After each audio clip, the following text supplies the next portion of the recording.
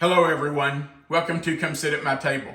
We are Tom and Melissa and we appreciate you being here for this video. Today we are going to make an old favorite. We're going to make olive nut spread. Now I don't know about where you live, but in our neck of the woods, olive nut spread is something that's been around a long time. It's a very simple spread or dip to make, and people use it for lots of things in lots of different ways. It can be used as a dip for things like carrot sticks and celery sticks. A lot of people use it as a spread to put on crackers. We especially like it on club crackers and Ritz crackers. And a lot of people use it to make tea sandwiches or party sandwiches.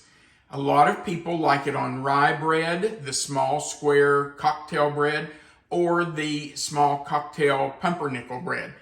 That's the way I prefer it, but I like it on crackers too.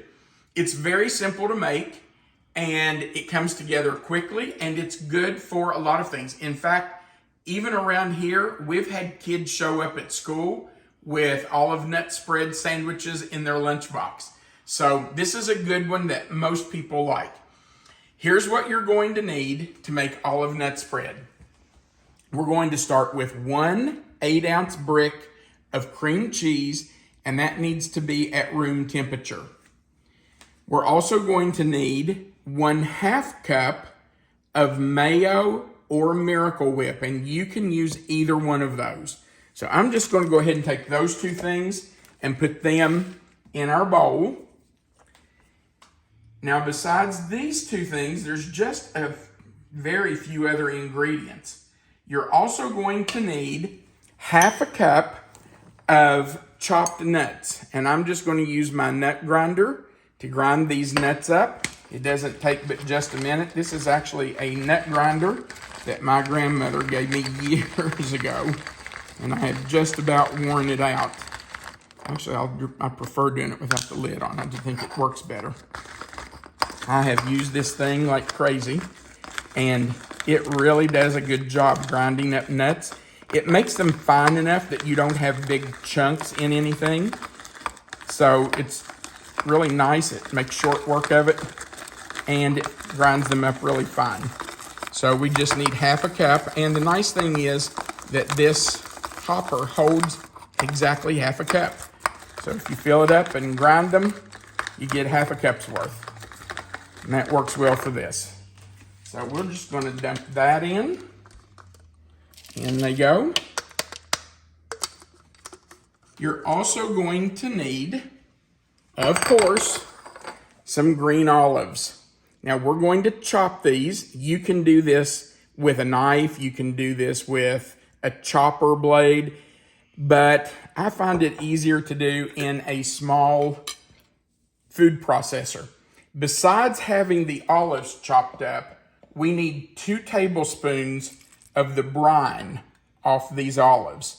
So we're just going to go ahead and put 2 tablespoons of that in, and we'll chop our olives in just a minute. We also need just a little bit of fresh ground black pepper. So not much, doesn't take much. So let's move over here and chop up our olives. Now we need 1 cup of olives chopped. So we're just going to spoon them in, whiz them a little bit. I don't like mine ground completely up. Some people, when they make olive nut spread, you really can't much see the olives in it. They're ground up so finely. But I'm one of those that I like mine just kind of in big pieces. That is fine with me right there. Maybe one more. I see one big piece right there. Okay.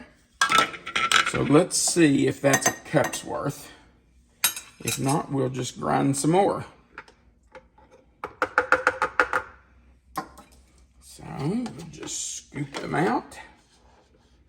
See if we can get them out of there and into our cup. It's going to be close.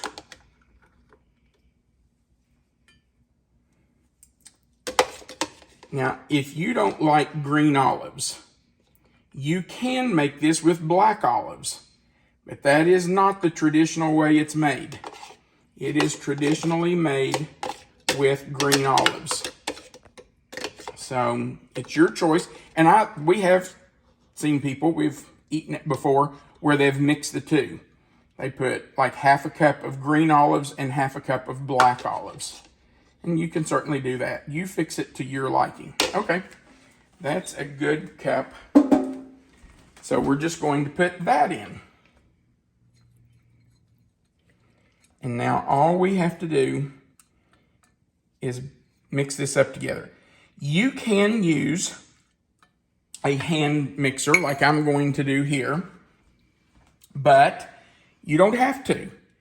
It is not hard to, especially if you have your ingredients at room temperature. It's not hard to do this with just a spatula or a spoon. Or you can, of course, use a stand mixer. So let's just blend this up.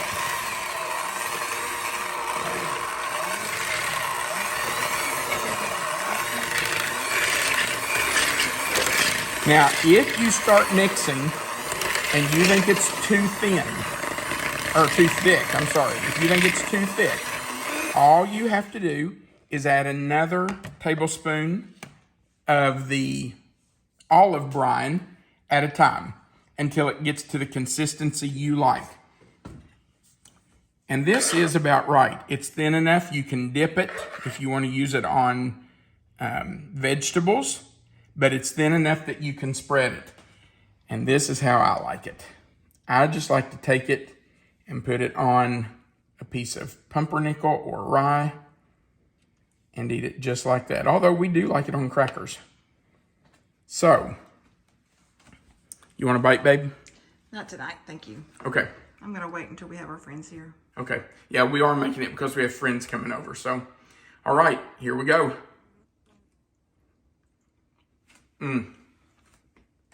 That is really good. Now, it is best if it's served chilled. So it's better to make it ahead of time. Put it in your refrigerator. Let it get cold. And then it has a better, I think it has a better flavor if it's chilled. But this is delicious. You can't beat good old olive nut spread. Thank you so much for watching our video. We appreciate you coming and watching us and supporting our channel. If you would, we would appreciate you going right below this video and giving us a thumbs up. It just says you liked our video. Also, if you've not already, we would appreciate you clicking the subscribe button and the little notification bell beside of it and the word all. That way you get notified every time we put up a new video. Remember that right under this video, there is a description box. You'll see the title, Olive Nut Spread, in there. If you click in that box where the title is, that box will expand. Melissa always puts the written recipe so that you'll have it written out. You can just copy and paste if you want to print it, or you can always come back and find it. It will always stay there. And our contact information is at the bottom of that recipe.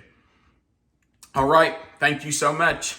I know this was a short one, but this is a really good, easy recipe to follow. I want you to remember, you are always welcome to come sit at my table. Have a great day.